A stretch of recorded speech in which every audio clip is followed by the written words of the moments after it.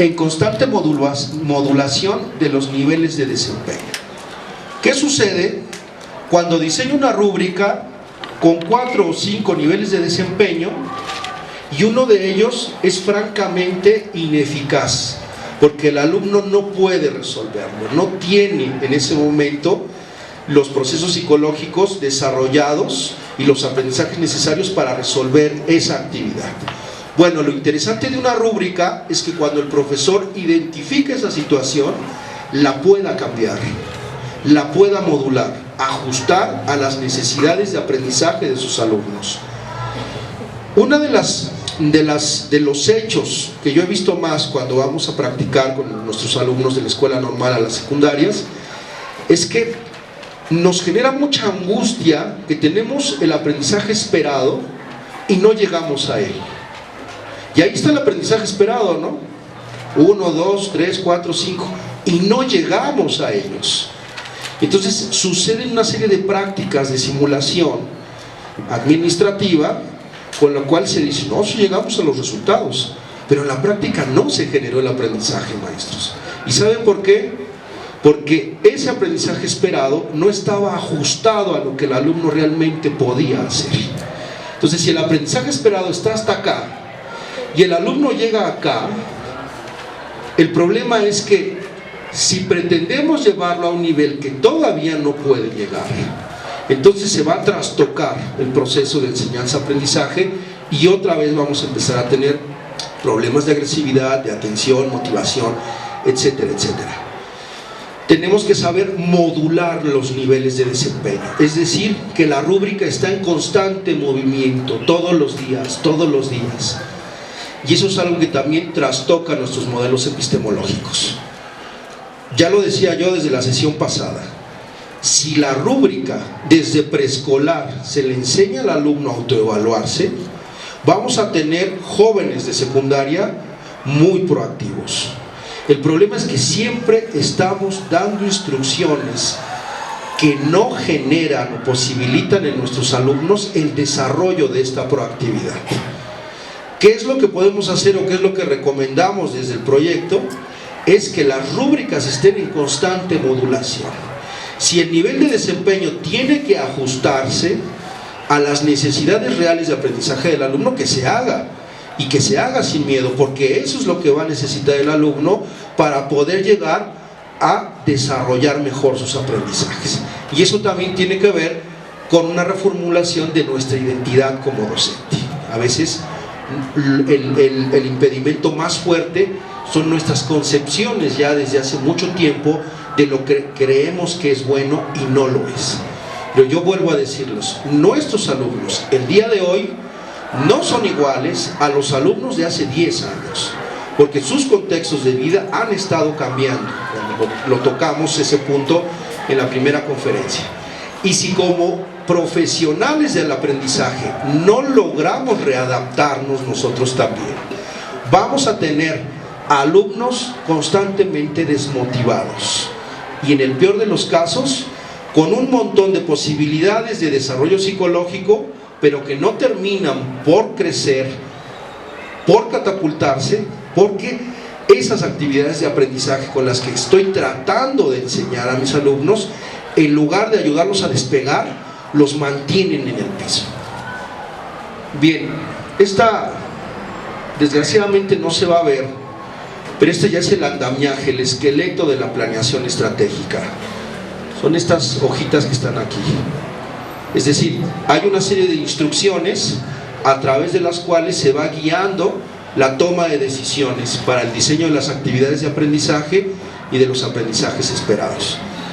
En la primera parte se va planteando las diferentes fases del desarrollo de la actividad transversal de aprendizaje. Por ejemplo, lo que trabajamos la última vez uno de nuestros alumnos en la escuela normal es que estaba trabajando la resolución de un caso acerca de la delimitación y las colindancias de unas tierras en una comunidad acá de Poratenco. Históricamente se identificó que el problema de esas delimitaciones de tierras correspondía desde el año del Porfiriato. Entonces eso significó que ya estaban abordando temas de historia que tenían que ver con ese periodo específico. Luego se introdujo el elemento de las matemáticas, porque los alumnos tenían que sacar el área de determinados espacios para poder tener una noción de las colindancias. Bueno, el caso es que el problema terminaba inclusive con una carta emitida por parte de los alumnos a las autoridades ejidales, explicándoles desde su punto de vista cómo se tenía que resolver el problema de esa delimitación de tierras. Se transversalizó historia, matemáticas, español, competencias para la vida, el trabajo en equipo, etcétera, etcétera. Pero ahí, ¿cuál fue la clave? Abordar el contenido específico de la asignatura o encarnarlo en una actividad transversal de aprendizaje que sitúa al alumno en la resolución de un problema que le es importante, que le es familiar. Entonces ahí empezamos a aprender, y fíjense, empezamos a aprender a veces hasta sin darnos cuenta, porque la actitud que tenemos para resolver un caso, algo que me llama mucho la atención, es muy diferente a resolver un problema que no tiene esas características.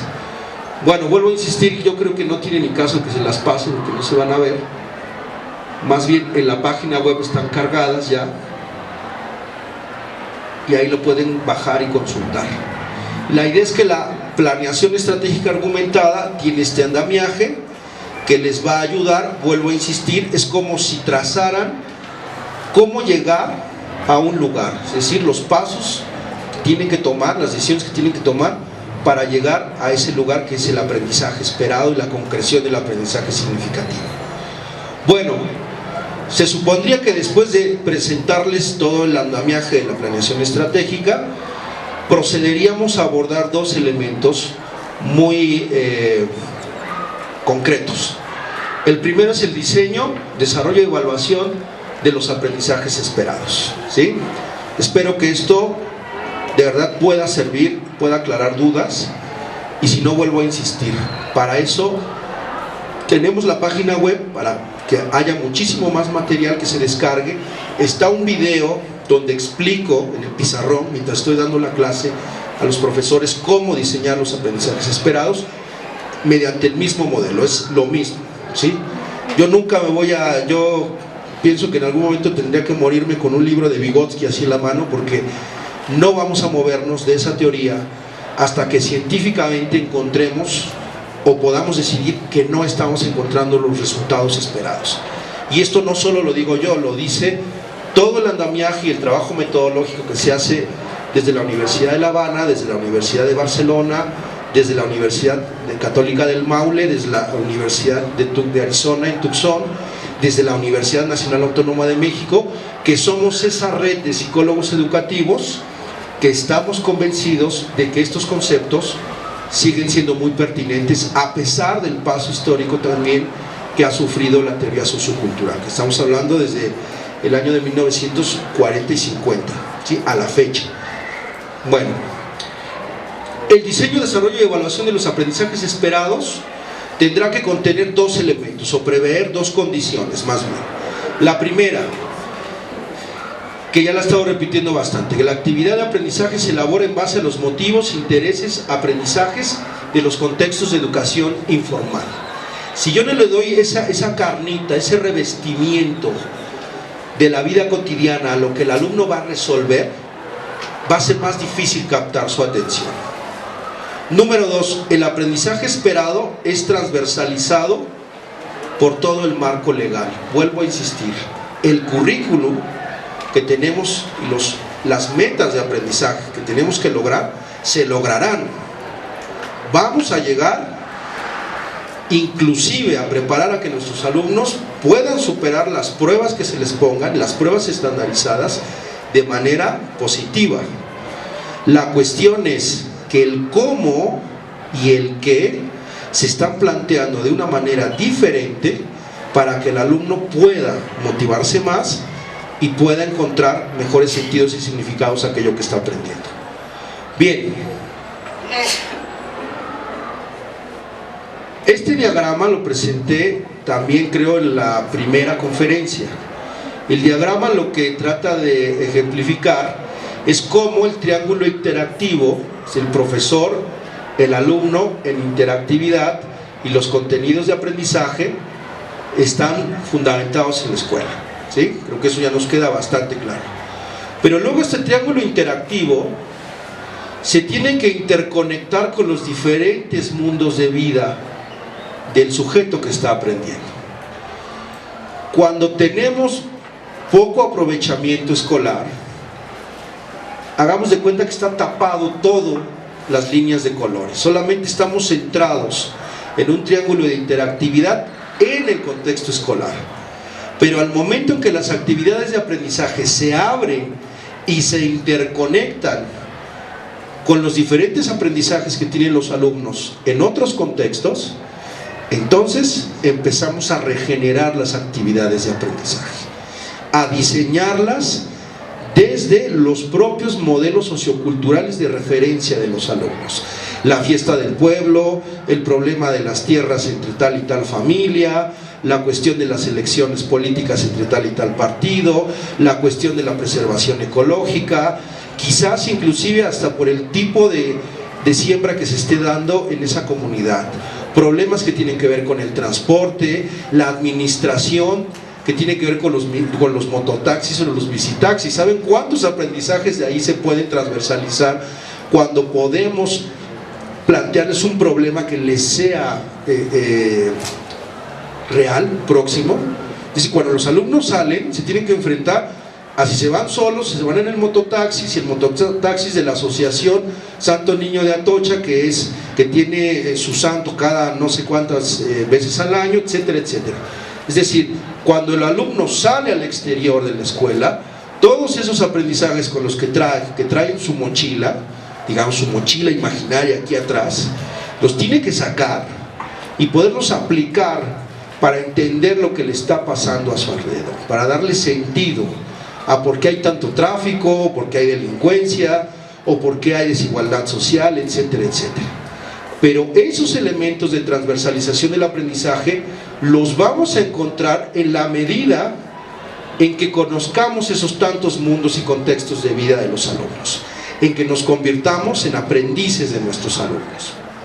En la medida en que el triángulo interactivo que estamos construyendo todos los días en el aula de clases se interconecte con esos otros mundos de vida, entonces el aprendizaje esperado comienza a transversalizarse, comienza a dejar de ser específico o basado simplemente en la asignatura o en la especialidad de la que se trate, y comienza a expandirse por otras rutas.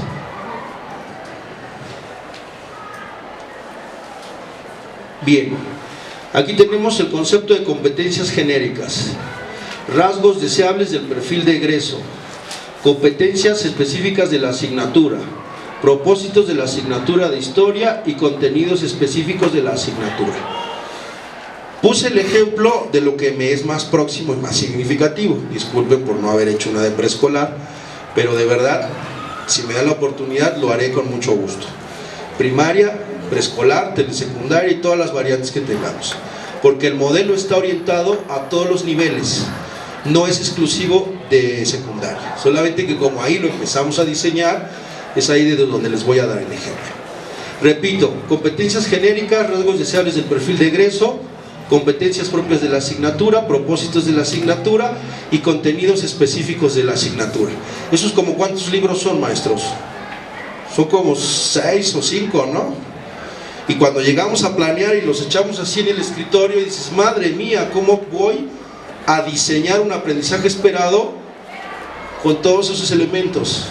¿Vamos bien? ¿Comparten esa misma inquietud existencial que yo? Bien, cuando tengo todos esos manuales, los libros, todo el marco legal, hay algo que hacemos. Bueno, no voy a decir que ustedes, hay algo que he visto que mis alumnos, los profesores en formación, hacen, y que es bien económico, estratégico y práctico. A ver, ¿qué se les ocurre que hacen? Sacan el libro de texto de historia universal o de historia de México y van siguiendo los aprendizajes que están establecidos en el libro. ¡San! Se acabó. ¿Para qué me preocupo de la competencia genérica? ¿Para qué me preocupo de los rasgos deseables del perfil de egreso? ¿Para qué me preocupo por transversalizar?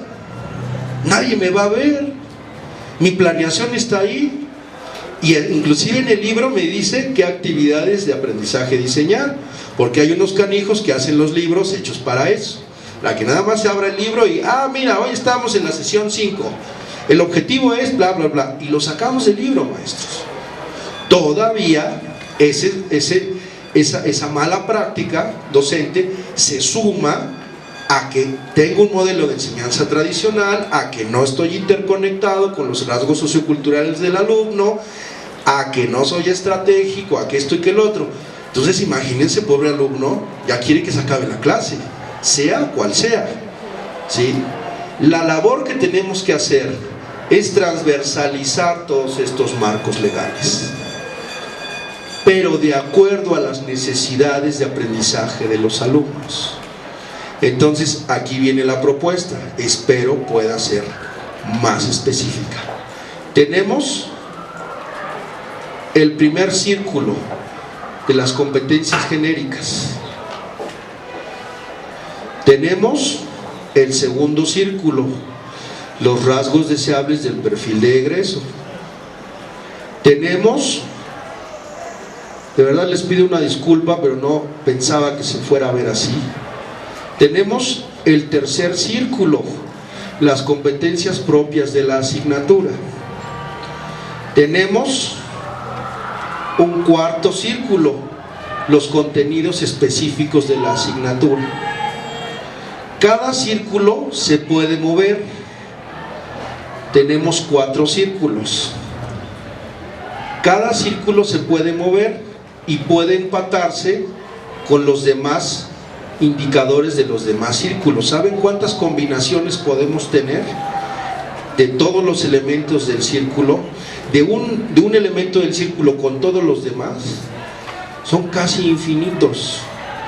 Las posibilidades de transversalizar los aprendizajes son muy complejas, porque gráficamente tendríamos que hacer una multiplicación, una exponencial de todas las posibles combinaciones, de todos los elementos que van implicados en el establecimiento de los aprendizajes esperados.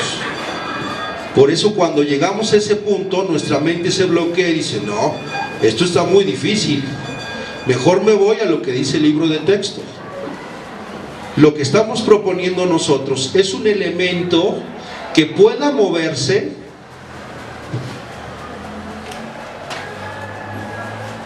todos los elementos del cuadro se pueden mover de tal manera que de acuerdo a la necesidad de aprendizaje del alumno queden ajustados. ¿Sí me doy a entender? El aprendizaje esperado de forma transversal es el que queda en esa zona.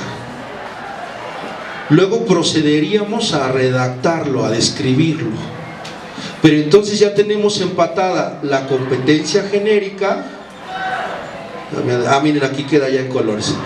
Tenemos entonces la competencia genérica, que puede ser valora las características naturales de su entorno, transversalizada comprende las características que dieron origen a la revolución y a la injusticia social de ese tiempo, que queda transversalizada con el aprendizaje específico de dónde fue asesinado Zapata.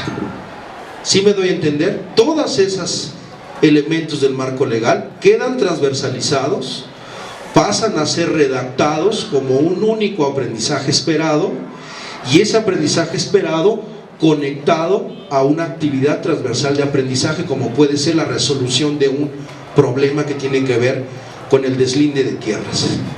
Y posteriormente ese aprendizaje, al acompañarse de un diseño instruccional efectivo, de ciertas actividades de aprendizaje que están unas presenciales y otras en línea, de fundamentarse en una alta interactividad entre profesores y alumnos, pensamos que es la posibilidad para que los chicos aprendan de manera significativa. Cuando ustedes diseñen su propia unidad de aprendizaje, porque es decir, las características de preescolar son diferentes a las de secundaria, Va a haber algunas competencias genéricas que se compartan, pero va a haber otros elementos que no. La idea del taller que estamos promoviendo y que va a empezar después de la conferencia de la doctora Frida, será que nos sentemos a que cada uno de ustedes haga su taller de planeación y en la unidad de aprendizaje establezca su propio marco legal y luego aprendamos a transversalizar esos aprendizajes y luego pasarlos a la rúbrica situada.